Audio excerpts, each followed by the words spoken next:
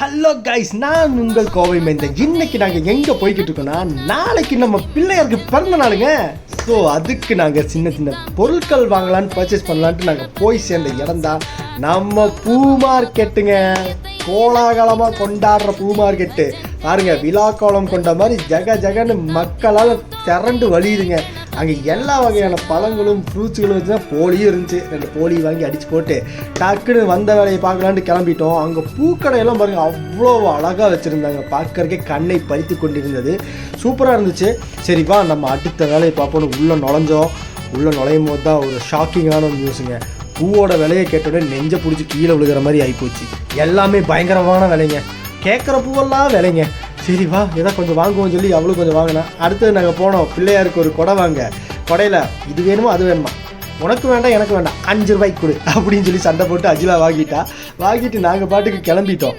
சரி வேறு என்னென்ன வாங்கணுமோன்னு பார்க்கலான்னு சொல்லி போனோம். அவங்க எல்லாமே பார்த்தா பிரம்மாண்டமாக அடுக்கி வச்சுருக்காங்க. பார்க்குறக்கே ஒரு என்ன திருவிழா கோலம் தான்.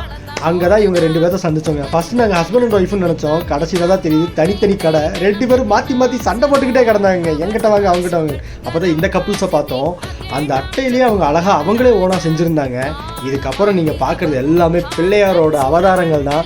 அவங்கள கொஞ்சம் பாருங்கள்.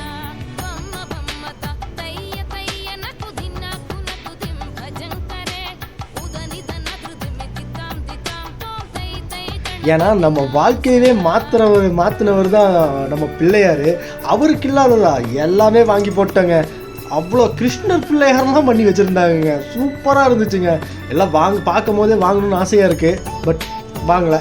சரி சின்ன சின்ன பிள்ளையார் பார்ப்போம் சொல்லி எல்லாத்தையும் பார்த்து போட்டு அப்படியே நம்ம கடைக்காரக்காருக்கு ஒரு வணக்கத்தை சொல்லி போட்டு பழங்கள்லாம் வாங்கி போட்டு சரி வா அடுத்து என்ன கிளம்புறது தான். வாங்க நம்ம பிள்ளையாரோட பிறந்த நாளை சிறப்பாக செலிப்ரேட் பண்ணுவோம்னு சொல்லி எல்லாம் வாங்கிட்டு ஹாப்பியோடு நாங்கள் கிளம்பியாச்சு.